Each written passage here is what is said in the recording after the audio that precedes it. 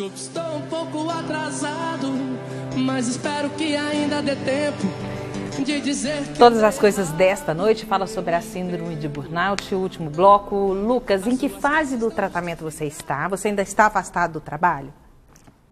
Eu estou readaptado, né? Eu tive um processo de readaptação provisória, com parecer de indicação do psiquiatra, para essa readaptação, reforçado pela medicina do trabalho da unidade. Eu fui readaptado provisoriamente, a princípio, por 1 ano. Eu saí daquela função que eu exercia como técnico de segurança do trabalho, que eu ia direto de encontro ao público. O meu público são os funcionários do hospital, cobrar adequações e tal, e fui realocado em uma atividade. Hoje eu estou fazendo conferência de papéis, burocrática, interno, não estou cobrando nada de ninguém, eu estou conferindo papéis Você vai lá no hospital, consulta, gera uma GTA, que é uma guia de atendimento. Eu estou conferindo aquilo. E você está confortável nessas Sim, me ajudou muito, atividades? Está me ajudando muito. Em paralelo, eu estou fazendo tratamento ainda medicamentoso, só que já reduziu doses, já estabilizei, estou fazendo a psicoterapia, procuro praticar meus hobbies. Meu hobby é planta, é animais, é alguns projetos sociais. Assim, tentando, eu já evolui muito, porque eu fiquei 1 mês trancado dentro de casa, eu só puxava a cortina e olhava lá fora no quintal. Eu emagreci 12 quilos em 1 mês, devido ao desencadeamento físico da síndrome do intestino irritado. Então, assim, hoje eu estou muito melhor do que eu já estive. E aprendendo com a psicoterapia a identificar os fatores causas e a trabalhar esses fatores, a lidar com esses fatores não de forma desesperada, mas de forma organizada, né? E hoje eu estou bem. O doutor Humberto, que é o meu psiquiatra, o dia que eu cheguei lá, eu quase deixei ele doido. Ele viajou, me passou o celular, porque ele viu que eu estava num ponto muito crítico. Ele falou, qualquer coisa você me aciona. E eu estava tendo crise, eu achava que eu ia morrer, porque estava tendo muita palpitação, ardência aqui nessa região. Hoje eu estou muito bem, graças a Deus, em vista do que eu estava. Camila. A gente tem a participação aqui do Paulo de Formosa. Muito obrigado pela sua participação. Paulo, ele pergunta o seguinte: gostaria de saber da psicóloga ou da psiquiatra se o paciente detectado com a síndrome do esgotamento profissional, que não pode ser um indicativo de que o profissional esteja em uma área que não seja o campo de trabalho que ele goste. Também. Ou seja, ele precisa fazer o que ele gosta para não desenvolver essa síndrome, ou não necessariamente as duas coisas estão vinculadas? Não necessariamente. A gente vê muitas pessoas que gostam do que fazem e podem adoecer da mesma maneira de quem não está satisfeito com o trabalho. É claro que a insatisfação ela vai favorecer, é um gatilho a mais para eu adoecer. Mas o que a gente percebe, como a doutora falou, eu estou bem adaptado no meu ambiente, bem adaptado não, eu gosto do que eu faço e mesmo gostando eu começo a ter os sintomas de insatisfação naquele mesmo ambiente. Como que a pessoa ela pode perceber que aquele trabalho não é realmente o que a satisfaz? Como que ela pode ter essa percepção clara, assim, de que ela tem que mudar de área, de que ela não nasceu para aquilo? Quando aquilo começa a causar sofrimento para ela, né? É um indicativo de que aquele trabalho não é prazeroso, né? E a falta do prazer naquele trabalho é um indicativo de que não é, como se diz, a praia da pessoa, aquele tipo de trabalho. E ele pode modificar e buscar uma outra forma de trabalho. Mas como a doutora disse, e a gente sabe, né, através dos estudos, que não tem uma correlação específica, mas sim a insatisfação, sim, é um dos fatores que podem levar à síndrome também. Mas é importante que a pessoa busque prazer no trabalho, né? É Trabalhar com o que gosta. É importante, sim. Né? E a gente vê muitas pessoas falando assim: ah, mas eu já estou nessa profissão há, sei lá, 15 anos, eu vou ter que começar tudo de novo, né?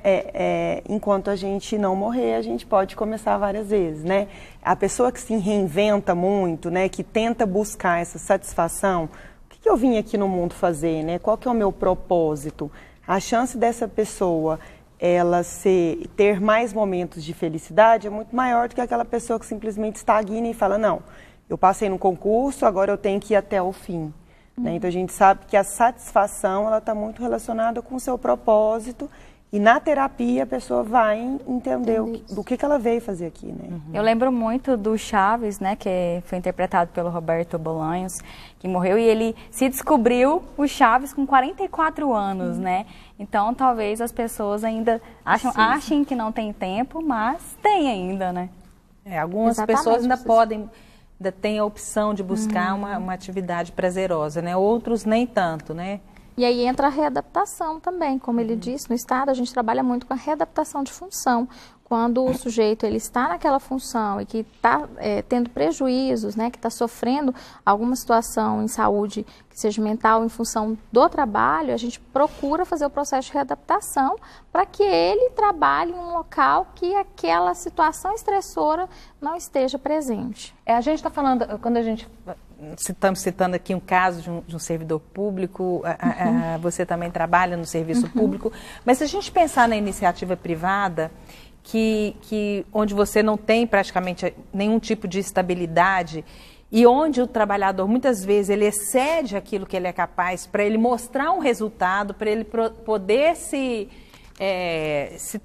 importante naquele espaço para preservar o seu trabalho. Como é que a gente lida com isso? Como é que a gente mostra, agora eu não falo nem para esse trabalhador, é para o empregador, o risco de você deixar ou permitir que esse trabalhador assuma uma carga além do que ele poderia em busca de um resultado que ele quer apresentar para você mesmo, né? Na verdade, eu acho que cada vez mais a gente tem que buscar uma coisa que se chama atenção plena, né? Eu buscar viver o hoje, né? Metas, né? O que são metas? Metas são as tarefas de casa que a gente fazia antigamente, né? Claro que hoje, cada vez mais, o mundo está muito mais veloz. Então, eu tenho que produzir mais numa quantidade de tempo menor, né? Mas o que adianta? Como a doutora mesmo falou, eu vou começar a viver no automático. E eu viver no automático, eu posso até produzir mais em quantidade de horas. Mas e a minha capacidade, né? E a minha produtividade? Será que aquelas horas a mais que eu estou trabalhando, eu estou sendo mais produtivo? Né? Então, o empregador que tem essa consciência, muitas vezes ele vai promover práticas dentro da empresa que vai fazer com que a pessoa pense muito mais, que é o que essas empresas mais novas estão fazendo hoje, criando um ambiente onde eu não preciso produzir como uma máquina, né? Para isso a gente tem robôs e máquinas. Então eu tenho que mostrar aquela produtividade, a criatividade que só o ser humano tem, que a máquina não tem. Né? Então a empresa que faz isso, ela dá um salto muito maior em termos de produtividade, de ganho. Né? E todo mundo feliz, todo mundo saudável, eu consigo ter uma eficácia muito maior, né? Investir no desenvolvimento humano, né, do profissional, investir nos talentos, no talento de cada um, estar atento a isso. Elaine, a gente está colocando muito como se essa pressão viesse de fora, mas em algumas situações ela vem da própria pessoa, né? Que, por alguns motivos, como a gente colocou aqui da Camila, mas porque ela quer sempre demonstrar mais, ou ela quer ser sempre o melhor.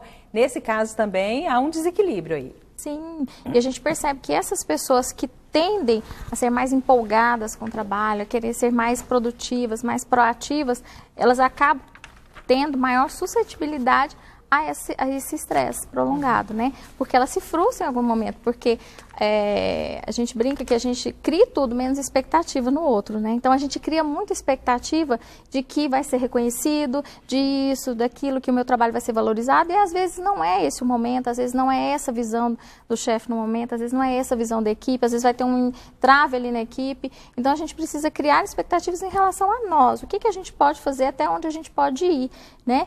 Para que a gente consiga desenvolver um trabalho ali dentro de uma equipe e consiga estar bem, estar saudável, não ter tantas frustrações.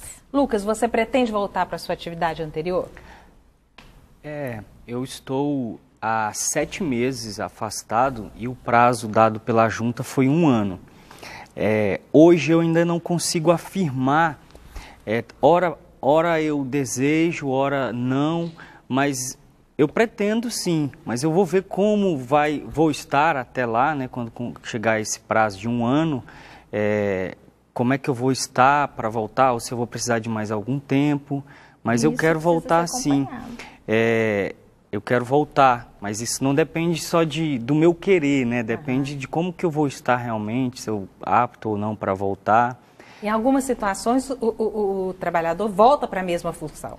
Sim, a readaptação ela é a princípio parcial, né, temporária, e depois ela pode ser definitiva, de acordo com a evolução, porque faz-se o acompanhamento do servidor durante um longo período, né, para ver como que foi esse período de readaptação, se ele está bem, né, se ele está em condições de voltar, e aí que vai determinar se ele volta, né, ou não à função original, mas é ao longo do tempo com acompanhamento técnico especializado.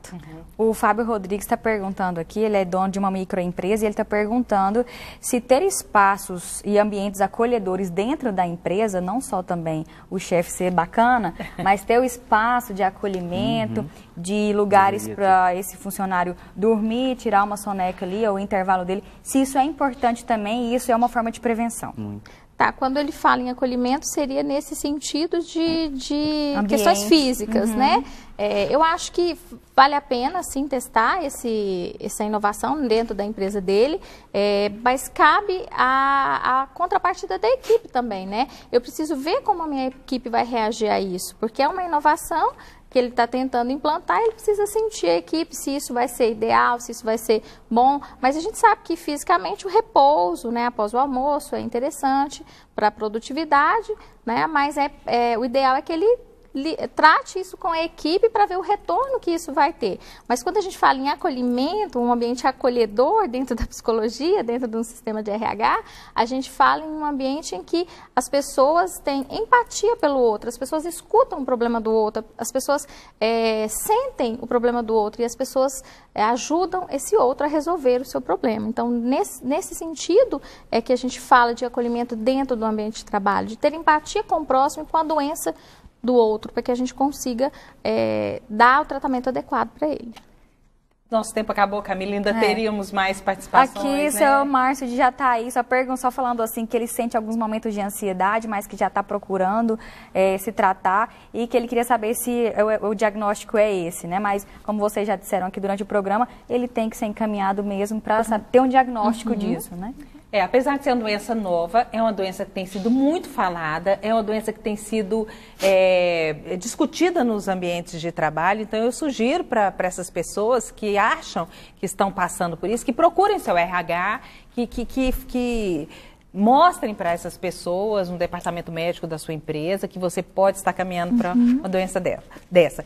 Gente, muito obrigada. Foi muito bom o nosso bate-papo, muito esclarecedor. Agradeço, Lucas, pela sua participação aqui. Prazer recebê-lo. Obrigada, Eliane. Obrigada, doutora Melissa. Obrigada. A você, telespectador, também. Obrigada pela sua participação. Camila, muito prazer mais uma vez ter você aqui com a gente. Todo meu. Conte comigo. Obrigada, boa noite. Na próxima segunda nós estaremos aqui. E este tema tem reprise no sábado, às 19 horas. Uma boa noite para você.